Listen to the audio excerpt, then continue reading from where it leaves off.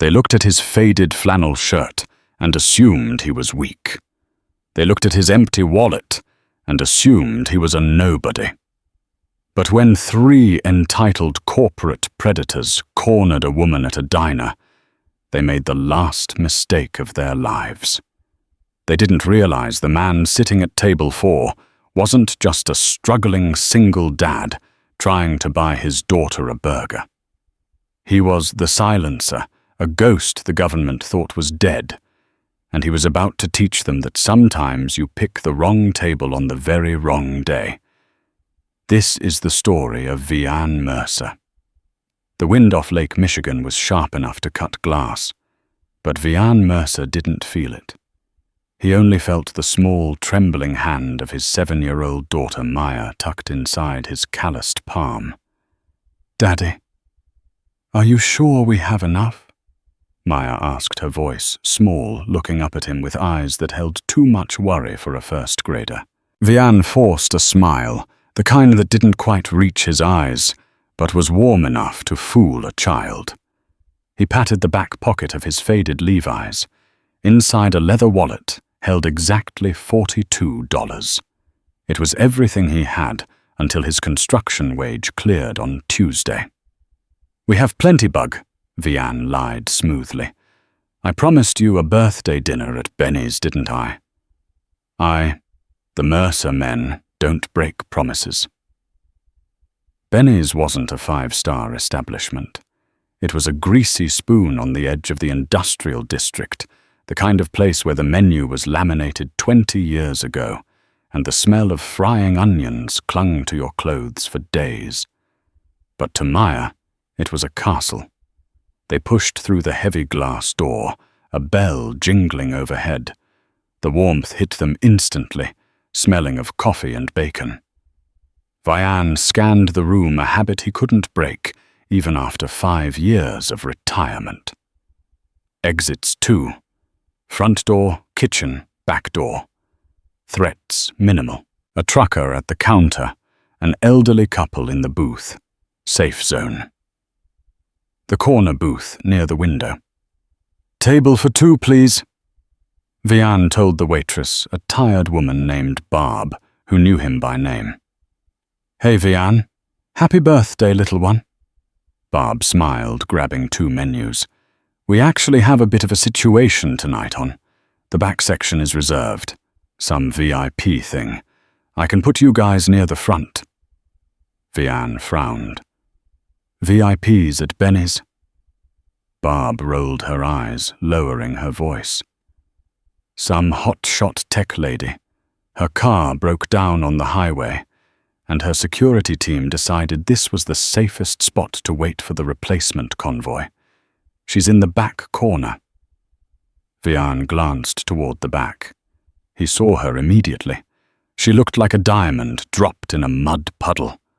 She was wearing a charcoal-tailored suit that probably cost more than Vian's truck. Her hair was pulled back in a severe, elegant bun, and she was typing furiously on a tablet. 2 large men in suits stood near her, looking bored and irritated. "Front is fine, Barb," Vian said, guiding Maya to a booth. He didn't care about rich tourists. He just wanted his daughter to have her burger. They sat down. Vian helped Maya out of her coat. He looked at her, really looked at her. She had her mother's nose. The thought sent a familiar spike of pain through his chest. It had been 3 years since the accident. 3 years since Vian buried his past, along with his wife changing his name, scrubbing his files, and becoming a ghost. "I want the double cheeseburger with the smiley face fries," Maya chirped, breaking his reverie. "You got it?" Vian grinned. He didn't know it yet, but the peace was about to shatter. The food had just arrived. Maya was happily dipping a fry into ketchup when the front door swung open with aggressive force. The bell didn't jingle. It rattled. Vian's spine stiffened. He didn't turn around. He watched the reflection in the dark window beside him. 4 men walked in. They weren't locals. They wore expensive leather jackets, designer jeans, and the kind of arrogance that usually came with a trust fund or a cartel connection. They were loud laughing in a way that sucked the air out of the room. "Christ, it smells like grease and poverty in here," one of them shouted. He was the leader, a tall man with slicked-back blonde hair and a jawline that looked surgically enhanced. This was Brody Sterling, though Vianne didn't know the name yet. Barb rushed over. "Can I help you, gentlemen? Yeah, we need a table. And a drink that isn't swill." Brody sneered, pushing past her. His eyes scanned the room and landed on the back corner, on the woman in the suit. Vianne saw the shift in Brody's body language. It wasn't just recognition, it was predatory. The two security guards with the woman stepped forward, but Brody waved a hand and the three men behind him fanned out. "Well, well," Brody called out, his voice carrying across the silent diner. "If it isn't the Ice Queen herself, hiding in a dump like this." "Stocks down, that bad Isabella." The woman Isabella Vane finally looked up. Her face went pale, not with fear, but with a cold, simmering rage. "Brody," she said, her voice steady. "This is a private dinner. Leave." "Private?" Brody laughed, walking closer. "You fired me, Izzy. You embarrassed me in front of the board. You think you can just sit here eating fries while I lose millions?" Vianne watched the reflection.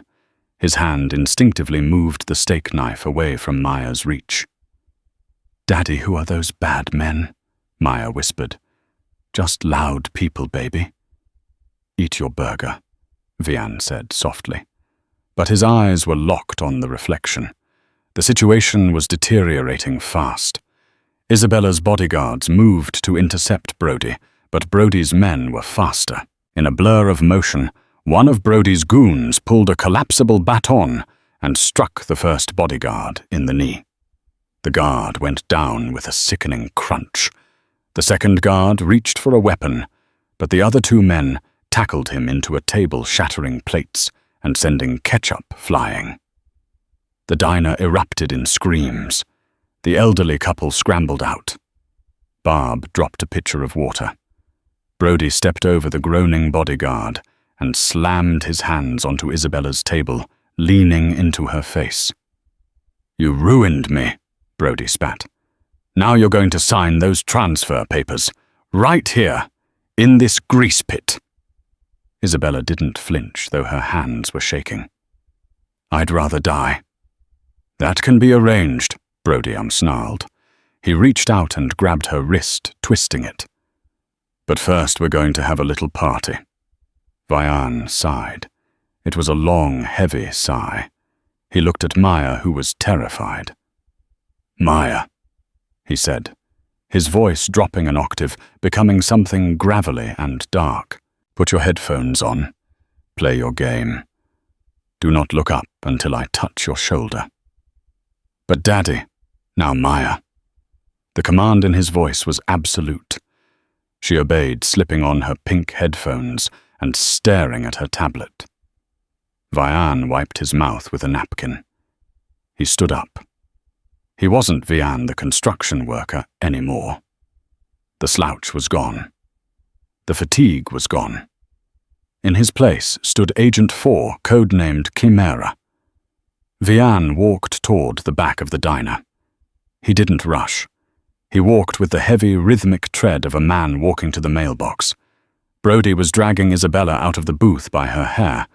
She was kicking, screaming for help, but the other patrons were cowering behind the counter. Vianne stopped 5 feet away.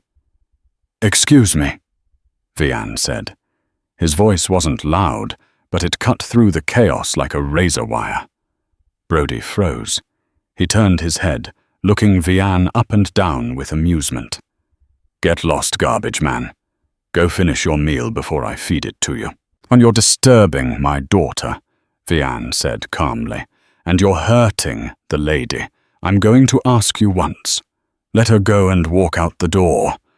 Brody's men laughed. It was a cruel hyena-like sound. "You hear this guy?" Brody grinned. He gestured to the largest of his goons, a brute named Kyle, who looked like he chewed concrete for breakfast. "Kyle, break his jaw." Kyle stepped forward, cracking his knuckles. He threw a heavy, sloppy haymaker aimed at Vian's head. It happened in slow motion for Vian. He saw the shift in weight, the telegraphed shoulder, the poor balance. Vian didn't duck. He stepped into the punch. His left forearm deflected the blow upward, and in one fluid motion, his right palm slammed into Kyle's solar plexus. The sound was like a wet bag of cement hitting the floor. Kyle gasped, the air violently expelled from his lungs, and doubled over. Before Kyle could fall, Vian grabbed the back of his head and drove his knee into the man's nose. Kyle hit the floor, unconscious blood pooling instantly. Silence. Absolute, terrified silence. Brody's smile vanished. "What the?" The other two goons pulled knives, switchblades, 4-inch steel. "Bad choice," Vian muttered. He grabbed a half-empty glass bottle of ketchup from the nearest table. As the first knife man lunged, Vian sidestepped, grabbed the man's wrist, and twisted it until the bone snapped with a dry pop. The man screamed, dropping the knife. Vian spun him around, using him as a human shield, just as the second attacker slashed forward. The blade caught the first attacker in the shoulder. While they were tangled in confusion, Vian shattered the ketchup bottle over the second man's head. Glass and red sauce exploded everywhere. Vian followed up with a sweeping leg kick that took the second man off his feet. As the man tried to rise, Vian delivered a precise surgical kick to the temple. Lights out. 3 down. 10 seconds. Vian turned to Brody. Brody was no longer holding Isabella. He was backing away, trembling, reaching into his jacket. "Don't," Vian warned. Brody pulled a gun, a snub-nose revolver. Isabella screamed, "He has a gun!" Brody raised the weapon, his hand shaking. "You freak. Who are you?" Vian didn't run. He calculated the distance. 7 feet. The table between them. "I'm just a dad trying to have dinner," Vian said. He kicked the heavy oak table. It launched forward, jamming into Brody's thighs just as he pulled the trigger. The shot went wild, shattering a light fixture. The impact of the table pinned Brody against the wall. Vian vaulted over the table. He grabbed the gun barrel, twisting it out of Brody's grip, and in the same motion, drove his elbow into Brody's throat. Not enough to kill. Just enough to crush the fight out of him. Brody slid down the wall, gasping for air, clutching his throat. Vian ejected the bullets from the revolver and dropped them into a glass of water. He tossed the gun into the trash can. He turned to Isabella Vane. She was pressed against the booth, staring at him with wide, shocked eyes. She looked at the carnage, 3 unconscious men, one gasping for air, and then back at Vian, who was calmly wiping a speck of ketchup off his flannel shirt. "Are you hurt?" Vian asked, his voice returning to that gentle, tired tone. I... Isabella stammered. She straightened her blazer, trying to regain composure. "Who are you?" "Nobody," Vian said. He walked back to his table. Maya was still humming headphones on Oblivious. Vian tapped her shoulder. She took off the headphones. "Is the food here, Daddy?" "Yeah, bug." Vian smiled, though his heart was hammering against his ribs. "But you know what Barb said the stove broke. We have to get ice cream instead." "Ice cream for dinner," Maya squealed. "Yeah, let's go." Vian threw a $20 bill on the table for the drinks. They didn't finish. grabbed Maya's coat and ushered her out the door before the police sirens got too close. He knew he had made a mistake. He had exposed himself. As he walked to his rusted pickup truck, he didn't see Isabella Vane run out of the dynaphone in hand, snapping a picture of his license plate. Vianne Mercer woke up to the sound of a buzzsaw, but it wasn't from the construction site. It was the vibrating of his burner phone against the plywood nightstand. He lived in a converted garage in the sprawling suburbs of Evanston. It was drafty small and smelled permanently of cedar and motor oil, but it was cheap. Cheap meant invisible.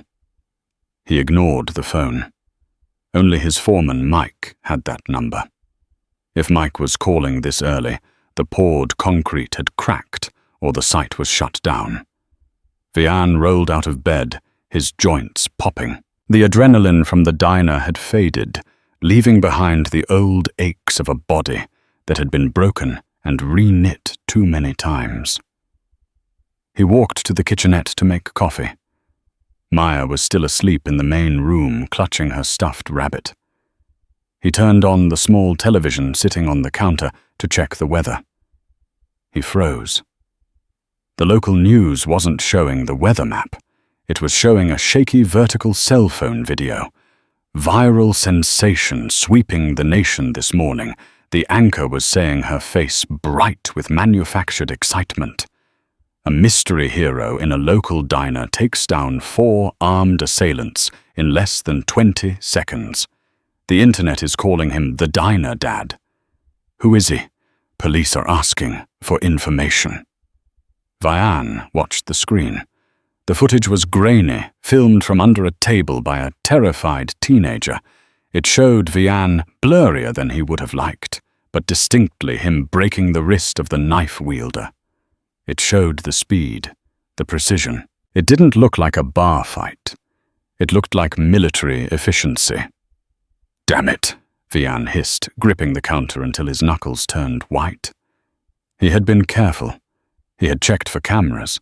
He hadn't accounted for a kid with an iPhone hiding under a booth. His phone buzzed again. A text from Mike Turn on the news. "Is that you don't come in today?" Too much heat. Vianne felt the walls closing in. 5 years of silence. 5 years of working double shifts, paying cash, living like a ghost to protect Maya from the enemies he made in his past life. All gone because of a $40 dinner. He looked at Maya sleeping peacefully. He couldn't run. Not again. She had school. She had friends. She had a life here.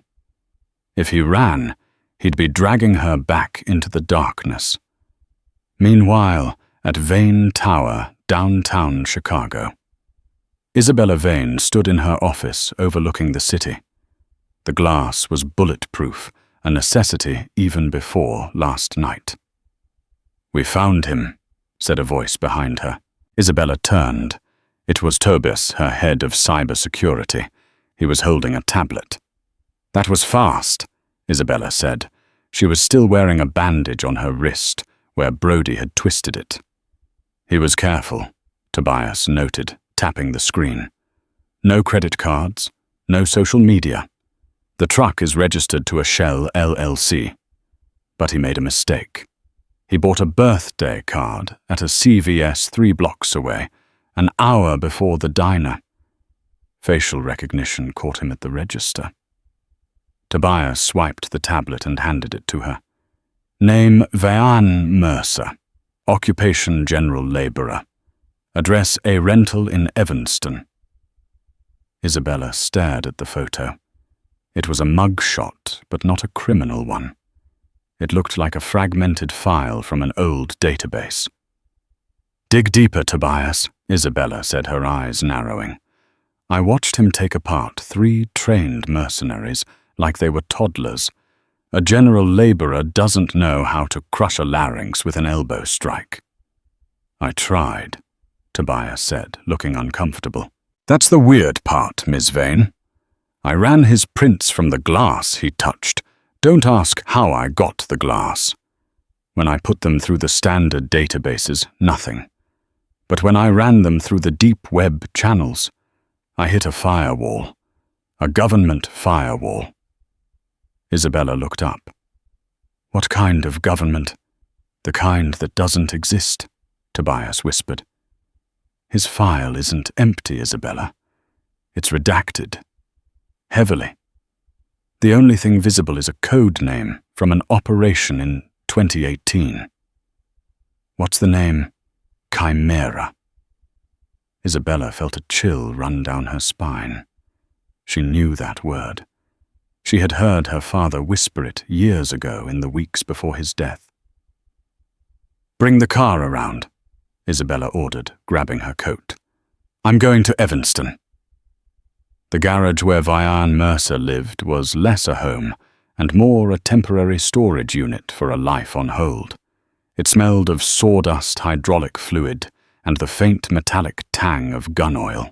Vian stood by the plywood table he used for meals, staring at the small television. The local news was looping the cell phone footage from Benny's diner for the 50th time. Every time the pixelated version of himself shattered the ketchup bottle over the attacker's head, Vian felt a phantom ache in his knuckles. "Daddy, why is the man on TV dressed like you?" Maya asked from the floor where she was coloring a picture of a horse. Vian switched off the TV. "Just a coincidence, Bug. Lot of guys wear flannel." He walked to the loose floorboard under his bed and pried it open. Inside sat a waterproof Pelican case. He popped the latches. A Glock 19.3 spare magazines, 2 passports, 1 Canadian to 1 French, and a stack of non-sequential $100 bills. He was compromised. The facial recognition software the police used was slow, but the internet sleuths were fast. Someone on Reddit had already identified the make and model of his truck. It was only a matter of time before they found the address associated with the shell company that owned it. He had to run. Again. He looked at Maya. She was humming a song, oblivious. She had finally made a best friend at school, a little girl named Sophie. They had a playdate scheduled for Saturday. If they ran now, there would be no playdate. There would be another motel, another fake name, another life built on sand. Crunch. The sound of tires on gravel outside cut through his thoughts like a knife. Vian didn't freeze. He moved. "Maya, into the bathroom. Lock the door. Put your headphones on. Now!" His voice was a low, terrifying command. Maya dropped her crayon and scrambled into the tiny bathroom without a word. She knew the drill. They played the quiet game, often. Vian grabbed the Glock, racked the slide, and tucked it into the waistband of his jeans at the small of his back. He moved to the window, peering through the gap in the oil-stained curtains. It wasn't the police. And it wasn't Brody's thugs. It was a silver Maybach SUV. It looked absurd, parked next to his rusted pickup truck, like a spaceship landing in a junkyard. The driver's door didn't open. The rear door did. Isabella Vane stepped out. She looked different than she had in the diner. The vulnerability was gone, replaced by the armor of a woman who ran a Fortune 500 company. She wore a heavy wool trench coat, dark sunglasses, and leather gloves. She stood in the cold wind, looking at the peeling paint of the garage door with an expression of grim determination. Vian opened the door before she could knock. He filled the frame, his body blocking any view of the inside. "You have 5 seconds to explain why I shouldn't throw you off my property," Vian said. Isabella took off her sunglasses. Her eyes were rimmed with red, but her gaze was steady. "You're hard to find, Mr. Mercer. My head of security had to bribe a DMV clerk to get this address." "Leave," Vian said, starting to close the door. Brody posted bail an hour ago, Isabella said quickly. Vian stopped. He held the door open a crack. He's spinning the narrative, Isabella continued, stepping closer, ignoring the bitter wind. His lawyers are claiming you attacked him, that you're a deranged veteran with PTSD who snapped. They're going to sue you, Vian. They're going to bury you in litigation until you can't afford to feed your daughter. I can handle lawyers, Vian grunted. Can you handle the Greywick group? The name hit Vian like a physical blow. He froze his hand, tightening on the doorframe until the wood groaned. What did you say? Brody hired them this morning, Isabella said, seeing the reaction she had hoped for. My source in his legal team leaked the contract. He's not just suing you, Vian. He's contracted a private security firm for asset recovery and threat neutralization. You know what that means. Vian knew exactly what it meant. Greywick wasn't a security firm. They were a hit squad with a corporate logo. They recruited the guys who got kicked out of the SEALs and SS for excessive force. They didn't do lawsuits. They did disappearances. If Greywick is involved, Vian said, his voice dropping to a gravelly whisper, then you shouldn't be standing here. You're a target too. I know, Isabella said. That's why I'm here. I have a penthouse in the city. It has reinforced steel doors, ballistic glass, and a panic room. I have a security detail, but they're mall cops compared to what Brody has hired. I need a professional. I'm retired. Not anymore, she challenged. Not since you put 4 men in the hospital in 20 seconds. You're in this Vian, whether you like it or not. You can run dragging your daughter from motel to motel while Greywick tracks your credit cards and license plates, or you can come with me.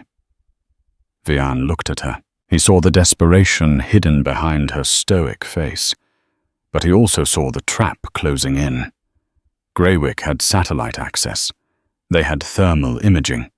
If he ran in his old truck, they'd find him in 6 hours on the open road. Maya would be in the crossfire. The only way to survive a pack of wolves was to find a fortress. My daughter comes with me, Vian said. She doesn't leave my sight, not for a second. Isabella let out a breath she seemed to have been holding for hours. Agreed. And I run the security protocols. Your men answer to me. If I say we move, we move. If I say we shoot, we shoot. Deal. Isabella nodded. Vian stepped back and opened the door. Give me 5 minutes. Meanwhile, South Chicago. The docks. The warehouse smelled of dead fish and diesel. It was a place where things went to be forgotten. Brody Sterling sat on a folding chair in the center of the empty floor.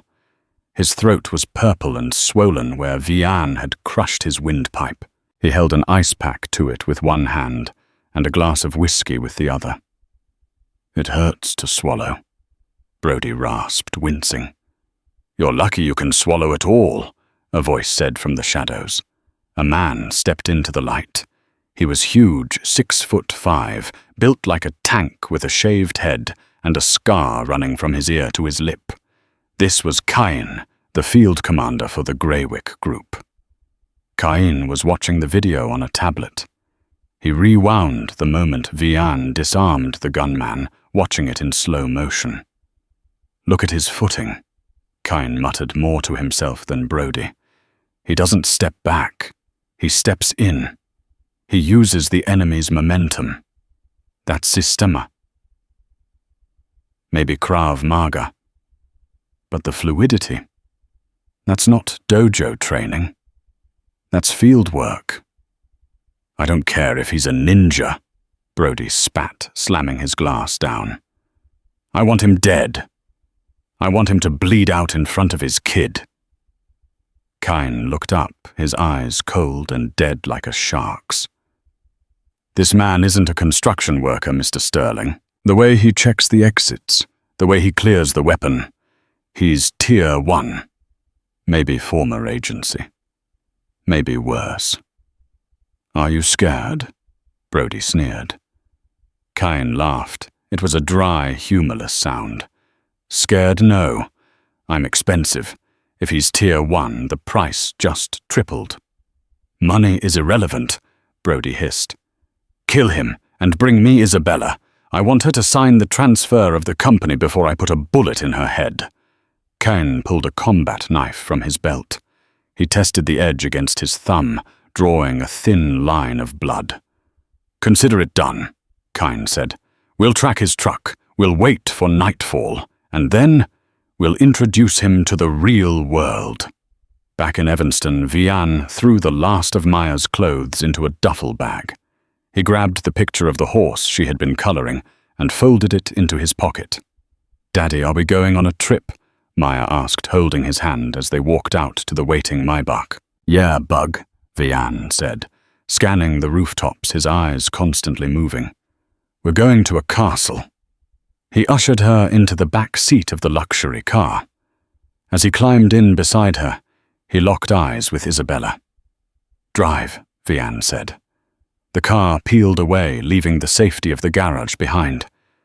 The hunt had begun. The silence in Isabella Vane's penthouse wasn't peaceful. It was heavy, like the air before a thunderstorm. For the last 24 hours, the sprawling glass-walled apartment had become a bunker. Outside Chicago was a grid of lights and moving traffic, oblivious to the fact that one of its most powerful women was being hunted. Inside, the air smelled of stale coffee and high-tension anxiety. Vian Mercer stood by the floor-to-ceiling window, staring down at the street 50 stories below. He wasn't looking at the view. He was watching traffic patterns, looking for vans that circled the block one too many times, or sedans with tinted windows idling in no parking zones. You're going to burn a hole in the glass, Isabella said softly. Vian didn't turn. He kept his eyes on a black SUV 3 blocks away. Someone has to watch the door while the castle sleeps. Isabella walked into the living room holding 2 mugs of tea. She looked exhausted. The sharp, commanding CEO from the diner was gone, replaced by a woman in oversized sweatpants and a cashmere sweater, looking small against the vastness of her own home. Maya is asleep, Isabella said, placing a mug on the marble coaster near him. She asked if you were coming to tuck her in. I told her you were working. Vian finally turned. The mention of his daughter softened the hard lines of his face. She's resilient, more than she should have to be. She likes the guest room. Isabella offered a faint smile. She told me it's bigger than your whole house. That made me sad, Vian. Don't be. Vian took the tea, his rough, scarred fingers brushing against her manicured ones. We had a roof.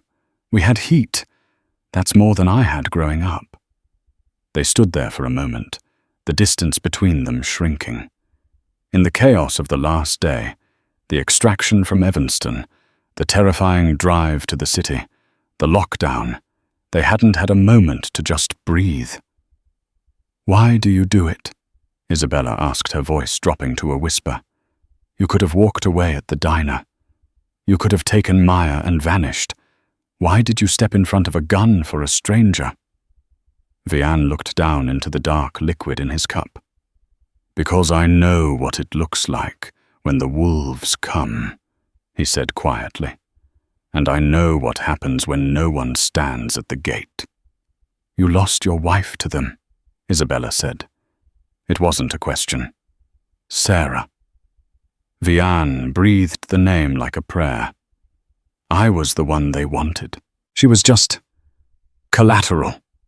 I spent 5 years trying to be a nobody so that Maya wouldn't become collateral too.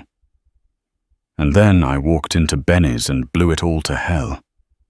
You didn't blow it, Isabella said fiercely. You saved me. If you hadn't... She shuddered, wrapping her arms around herself. Brody isn't just a corporate rival, Vianne. He's sick. He would have hurt me just to prove he could. Vianne looked at her. Really looked at her. He saw the strength beneath the fear. He saw a woman who was fighting a war she didn't understand, armed only with a checkbook and a sharp mind. "I won't let him touch you," Vianne vowed. The intensity in his voice surprised even him. "As long as I'm breathing, he doesn't get through that door." Isabella's eyes searched his. For a second, the dynamic shifted. They weren't bodyguard and principal. They were two damaged people finding shelter in the same storm. Then her phone buzzed on the kitchen island. The sound was jarring, shattering the moment. Isabella blinked, stepping back. "That's Tobias. He said he was decoding the encryption on the rest of your file." Vianne felt a cold spike of dread in his gut. "Isabella, don't." "I have to know who I'm harboring, Vianne," she said, walking toward the phone. "Tobias said the firewall was incredibly complex. He thinks you weren't just CIA. He thinks you were something else. Something off the books." "It doesn't matter who I was," Vianne said, stepping after her. "It only matters who I am now." "It matters to me." She picked up the phone. Her face was illuminated by the blue light of the screen. "He sent an attachment. Operation Pale Horse." Vianne froze in the middle of the living room. Pale Horse. The code name echoed in his mind, bringing with it the smell of antiseptic and the sound of a heart monitor flatlining. "Don't open it," Vianne warned, his voice low and dangerous. Isabella looked at him, her thumb hovering over the file. "Why?" "What are you afraid of? There are things in the dark that should stay there." "My father died in the dark," Isabella snapped, her grief flaring up. "Alexander Vane died of a heart attack in a secure room, Vianne. A heart attack at 55. I never believed it. Tobias found a link between your unit and his death. I need to know the truth." She tapped the screen. The file opened. It wasn't a long report. It was a kill list, a sanitized, redacted ledger of sanctioned assassinations carried out by the asset known as Chimera. Isabella's eyes scanned the document. She scrolled past 2018, past 2019. She stopped at November 20 to 21. Target Alexander Vane. Location Lakeshore Drive, Estate, Chicago. Objective sanction with extreme prejudice. Method: chemical induction. Cardiac. Status terminated. Asset Chimera. The phone slipped from Isabella's fingers. It hit the marble floor with a clatter, but neither of them looked at it. Isabella stared at Vianne. Her face had drained of all color. Her mouth opened, but no sound came out. The gratitude, the warmth, the connection they had just shared, it was incinerated in a single second. "You," she whispered. The word was a strangled gasp. "Isabella." Vianne took a step forward, his hands raised in surrender. "Stay back!"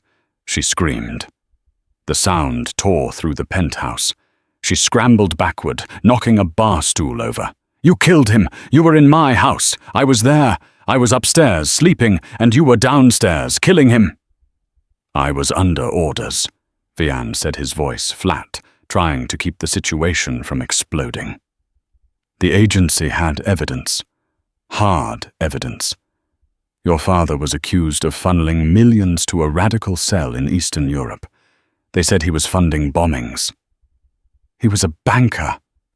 Isabella sobbed, tears streaming down her face. "He wasn't a terrorist. He was scared, Vianne."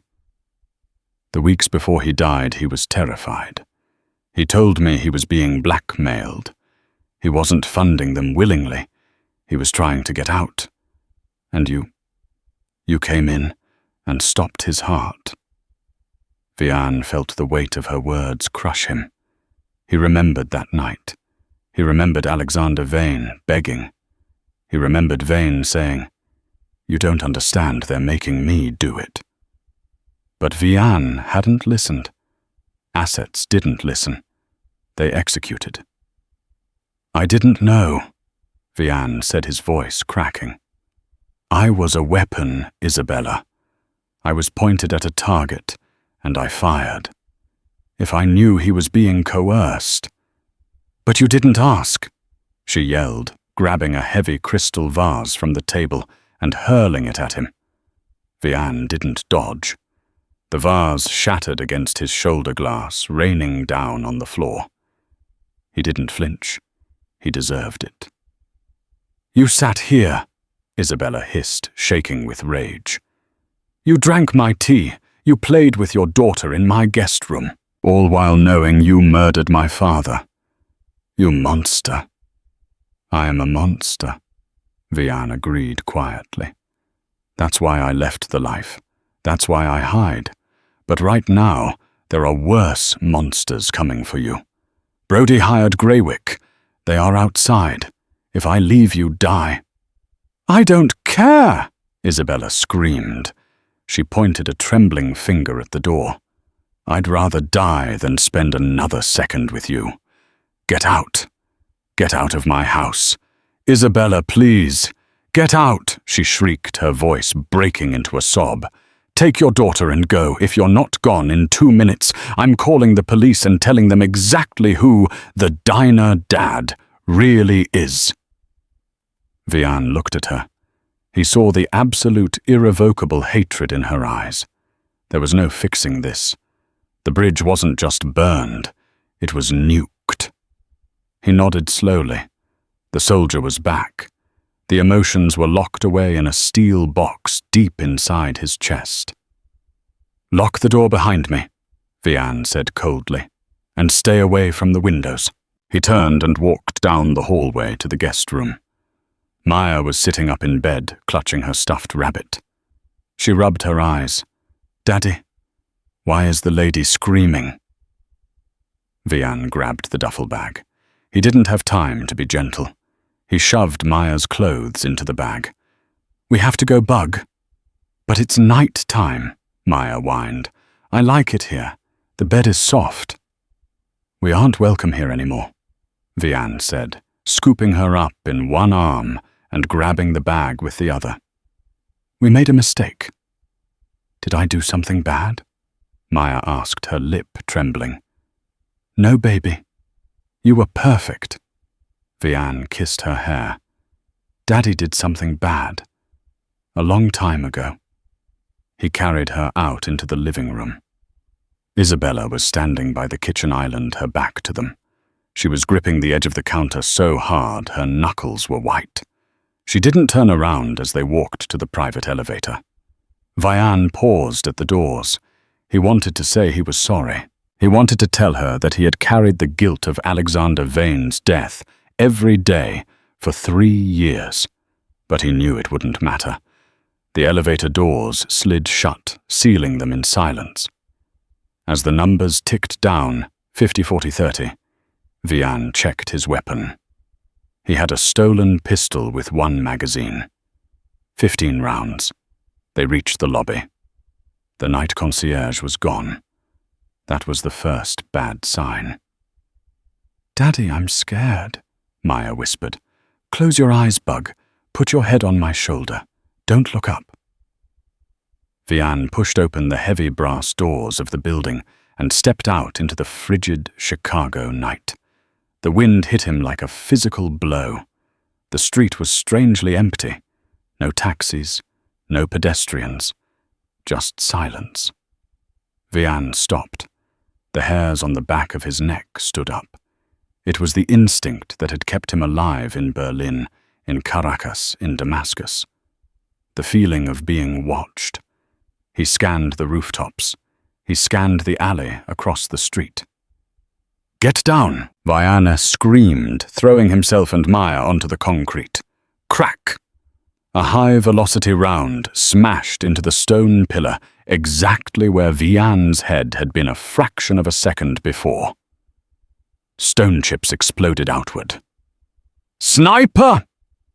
Vianne roared, scrambling to his feet and dragging Maya behind a parked delivery truck.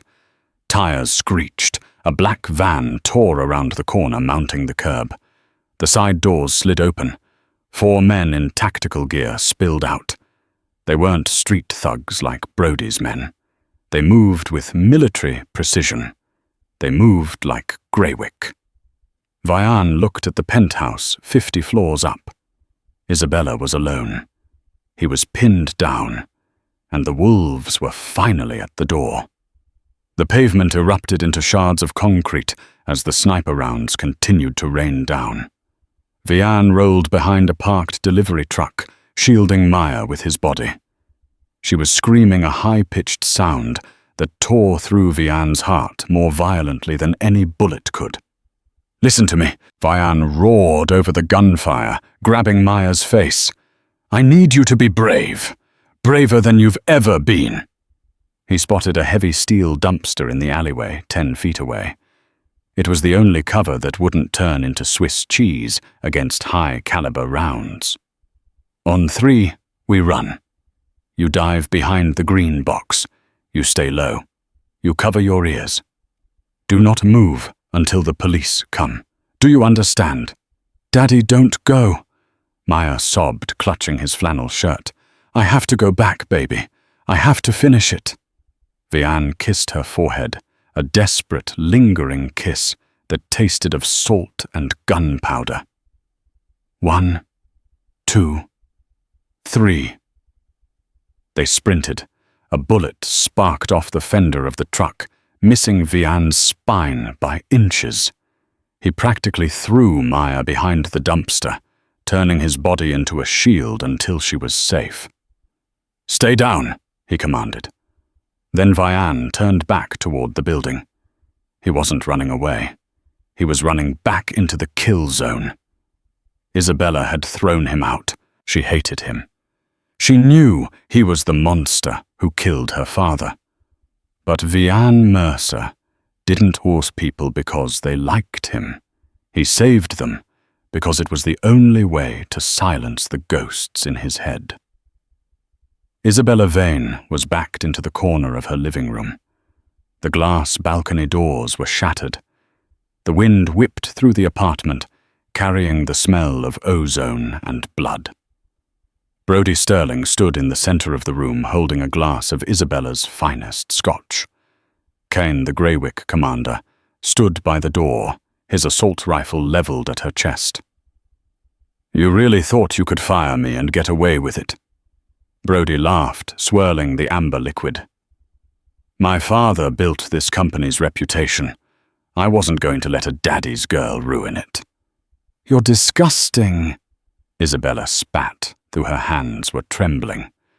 "You hired these mercenaries to kill a single father, to kill me." "No, Izzy." Brody smirked, walking closer. "I hired them to clean up loose ends. See your father, Alexander. He was a stubborn old mule. He didn't want to launder the cartel money anymore. He grew a conscience. It was bad for business." Isabella froze. "What are you talking about? Who do you think gave the CIA the tip?" Brody leaned in his eyes, gleaming with malice. "Who do you think told the agency that Alexander Vane was a terrorist financier? It wasn't an investigation, Isabella. It was me. I fed them the intel. I painted the target on his back. And then I let their attack dog, this Vianne Mercer, pull the trigger." Isabella felt the world tilt. You set him up." "I used the system to remove an obstacle." Brody shrugged. "Vianne Mercer was just the weapon. I was the hand that aimed it. And now I'm going to use the same weapon to destroy you. The narrative will be simple.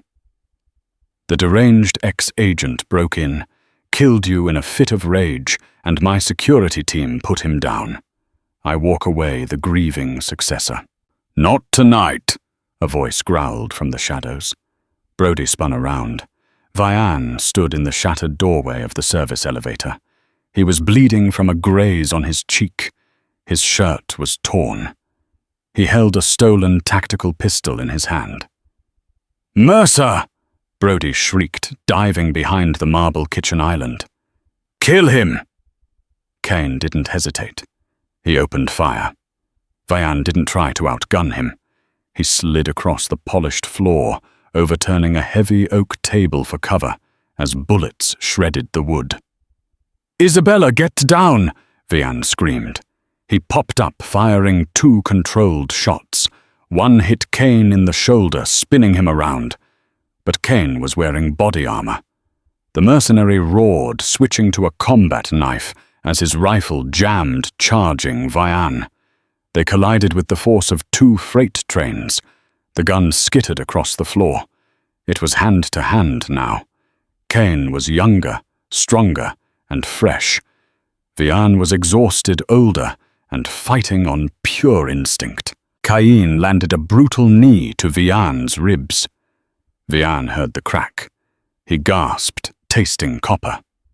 Cain grabbed Vian by the throat, slamming him against the wall, lifting him off his feet. "The Chimera," Cain grunted, squeezing. "You're rusted, old man." Vian's vision blurred. Black spots danced in his eyes. He saw Maya's face. He saw Sarah. Not yet. Vian drove his thumbs into the nerve cluster in Kane's forearm. Kane roared, his grip loosening for a fraction of a second. That was all Vian needed. He headbutted Ken, bone on bone, a sound like a hammer hitting a melon. Kane stumbled back. Vian swept his legs, bringing the giant down. Before Kane could rise, Vian delivered a final, devastating heel kick to the temple. Kane went still. Vian stood up, swaying, gasping for air. He looked for the gun. It was gone. "Looking for this..." Brody stood up from behind the island. He was holding the tactical pistol. He aimed it squarely at Vian's chest. "The hero falls." Brody sneered, his finger tightening on the trigger. "Goodbye, ghost." Bang!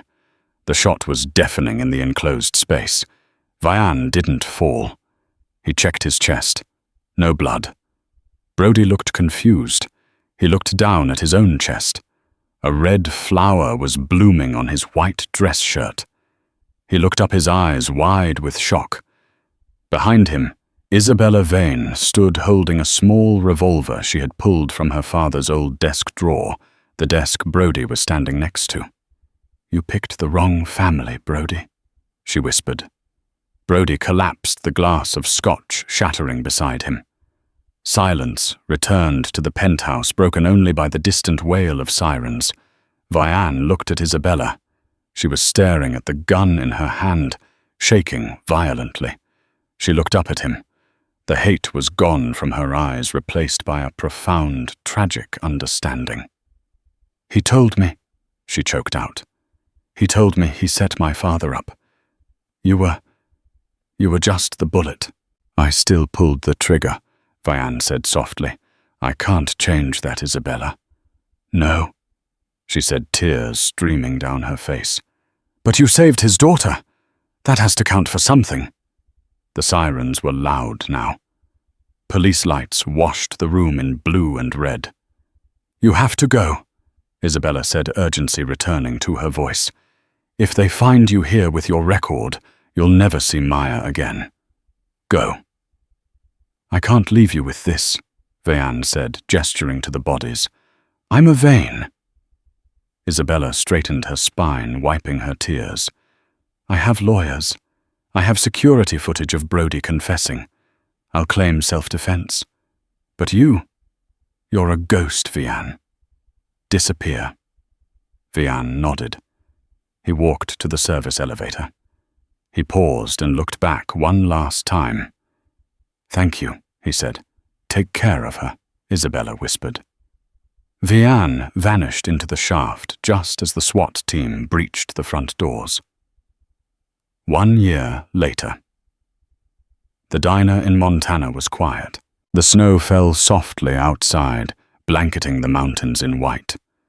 Vian wiped down the counter. He went by Jack now. He wore a name tag that hung crookedly on his flannel shirt. The bell rang. A woman walked in. She wore a heavy wool coat and a scarf, but there was no mistaking the elegance in her stride. She sat at the counter. Vian didn't turn around. He kept scrubbing the same spot. "I hear the apple pie is good here," Isabella said. Vian paused. He turned slowly. He looked older, more tired, but his eyes were clear. "It's a day old," Vian said. "I don't mind." She smiled faintly. She slid a manila envelope across the counter. "What's this?" "I pulled some strings," Isabella said. "It took 1.5 years, my legal team. But it's a pardon. A full classified pardon for Agent Chimera. And a clean birth certificate for Maya Mercer." Vian stared at the envelope. His hands shook as he touched it. It was freedom. True freedom. "Why?" Vian asked. "Because you kept your promise," she said, standing up and buttoning her coat. "You picked the right table that day." She turned to leave. "Isabella," Vian called out. She stopped at the door. "The pie is fresh." He smiled the first real smile in years. "Sit down. It's on the house." Isabella Vane smiled back. She walked back to the counter and sat down. For the first time in a long time, the ghost was gone. There was only a father, a friend, and a future. And that is the story of Vian Mercer, the man who proved that sometimes the most dangerous person in the room is the quiet father just trying to buy his daughter dinner. It's a reminder that we never truly know the battles people are fighting, or the pasts they are hiding. Vian walked through fire not because he was a soldier, but because he was a dad.